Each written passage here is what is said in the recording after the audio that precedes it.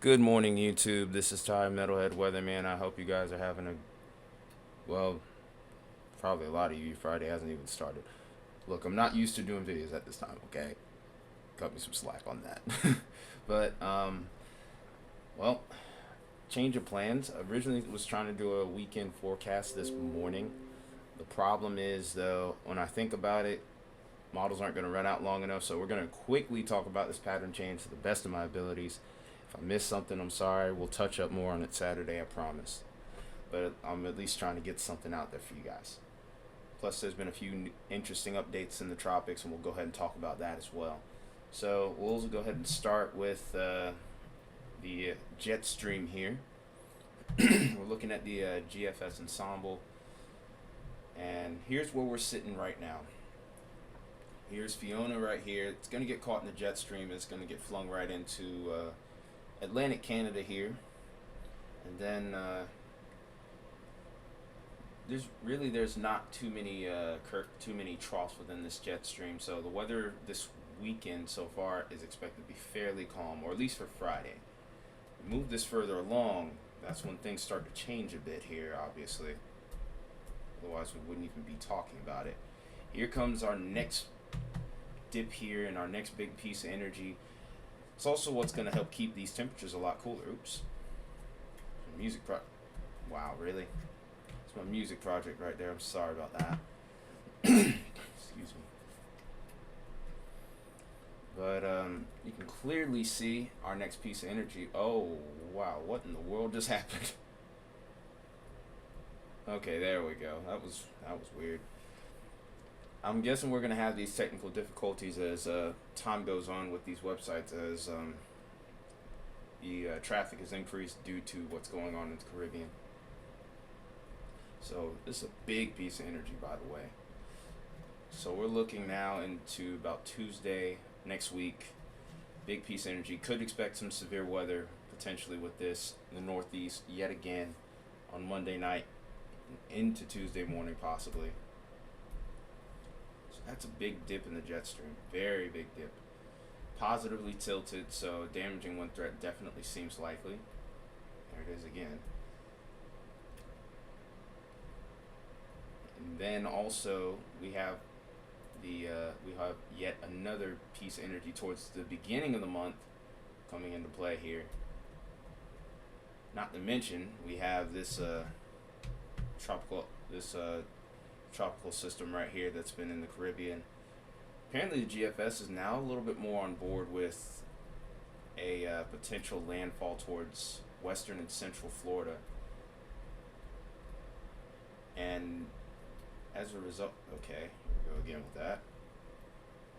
Or maybe even a secondary landfall around the southeast here,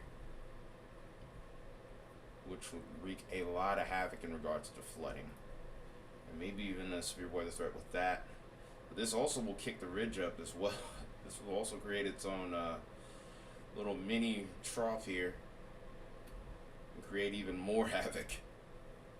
So as a result here, there's going to be a pretty big dip in the jet stream right here that this ends up getting caught in. So Northeast in particular is going to be really active in the weeks to come. And it looks like it's just going to be wave after wave after wave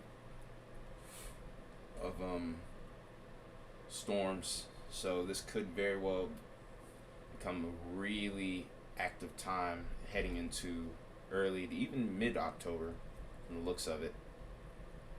Given the time of year, it's not surprising though. Go ahead and just stick with the GFS here. Well, actually, no, we'll take a look at the Euro really fast. I'm trying to come up with this stuff on the fly for you guys just before I head to work. Keep in mind, these are also the OOZ runs.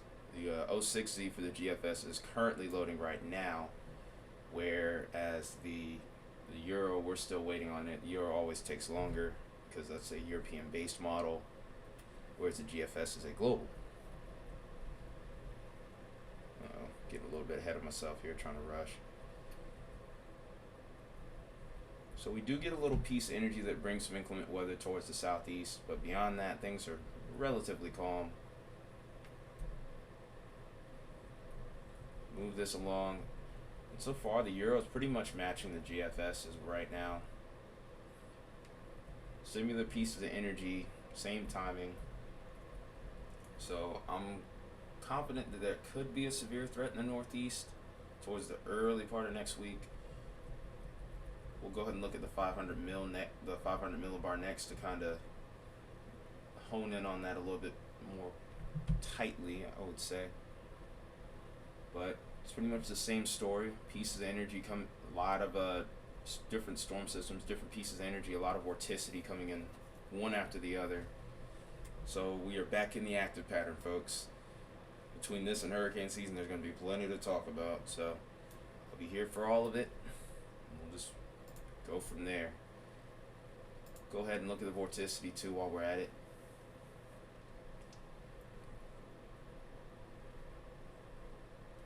Go back again.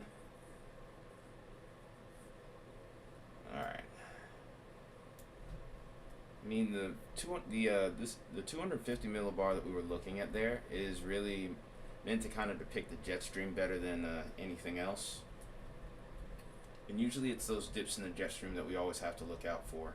You can kind of see it on this model too, but here you kind of get a better idea of what's going on because it's slightly low in the atmosphere, and whatever is happening in the lower levels of the atmosphere, that's a little bit more relevant to us.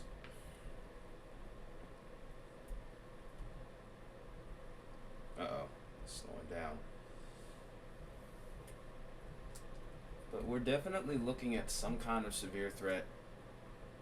I would actually say maybe Wisconsin, Michigan, maybe even towards the Ohio Valley in the evening hours, and then Tuesday this stretches a little bit further to the east. Potentially could have an overnight severe weather threat or a severe weather threat on Wednesday for the northeast. And here's another piece of energy. And then of course there's our tropical cyclone right there. But it's just going to be a train of upcoming storms coming up for sure, from the looks of it here. GFS is also painted the same picture, so we'll go ahead and just take a look at the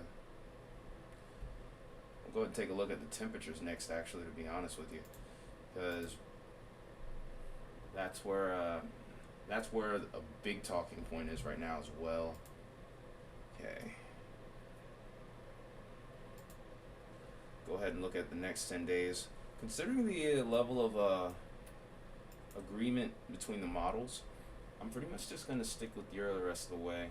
Oh, okay, I definitely clicked the one I didn't want it. I think I clicked the contours by mistake. Here we go.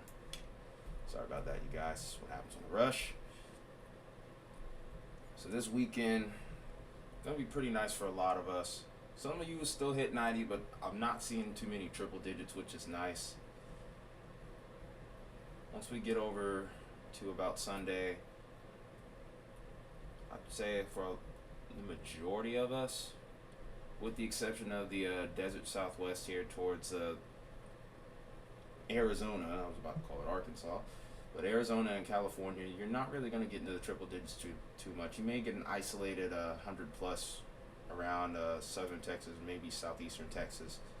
But beyond that, it's staying relatively cool, and the cool down is going to hold for a while, especially once we get into this more active pattern. But of course, with this is going to come the increased threat of thunderstorms, maybe even some big ones, because of that clash of air masses. Summer's not quite ready to let go, and fall's ready to move in, so these two are going to fight a lot. Any radar imagery this time around, simply because the lack of time here. Alright, so now we're going to go ahead and take a look at the tropics here, because guess what's happened? Remember how I said once this system gets out of the wake of Fiona, it's going to organize rather quickly? We are already sitting at a tropical depression just from the last 12 hours here. This is Tropical Depression 9 now. It is sitting at 35 miles an hour, central pressure of 1,006 millibars, and I do expect a little bit later today this will become most likely Tropical Storm Hermine. Its only real competition is this storm right here. So it's interesting that we have a competition between these two pieces of energy, but this is organized rather quickly. You can see the little piece of, you can see the circulation starting to breathe out a lot better than what it had been. Storms have been forming over the top of it, which has been stopping development. Whereas with this, we've been a little bit healthier, but we've been in a more unfavorable environment. They're going to be, but I do expect this to become a named storm as well before getting kicked out to sea essentially. But we're mainly going to just be talking about Tropical Depression 9 here. So let's go ahead and go back and get an up close look at what this is doing on the water vapor imagery.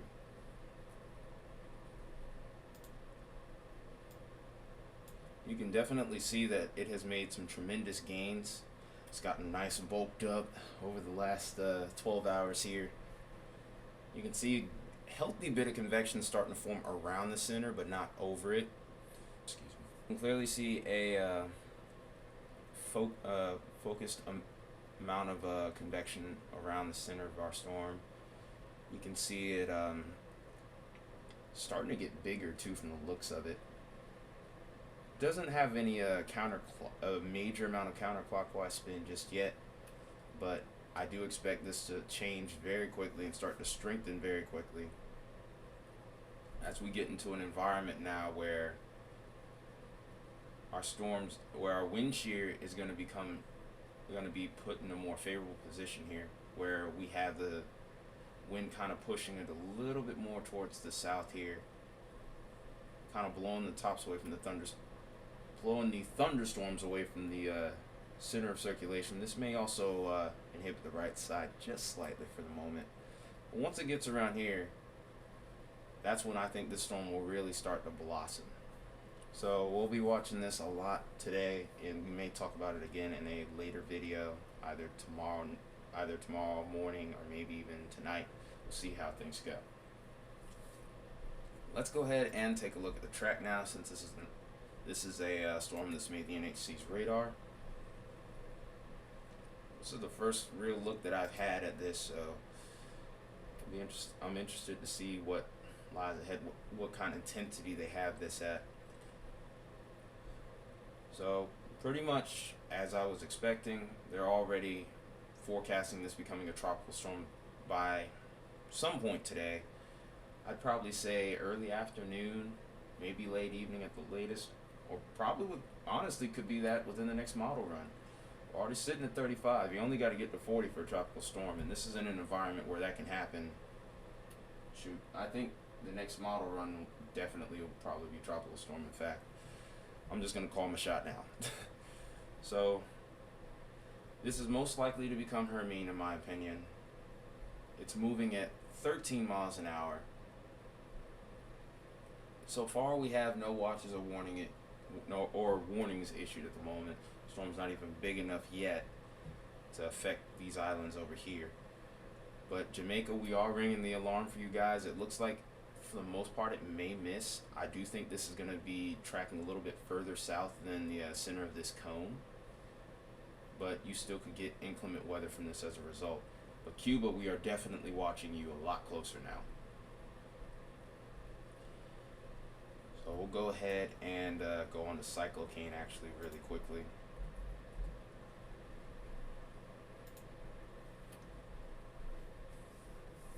And then after that, we'll go ahead and finish this video out real quick.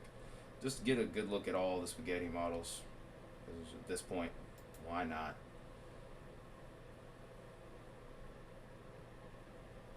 Okay, so this is expected to become a Category 2 from the looks of it right now.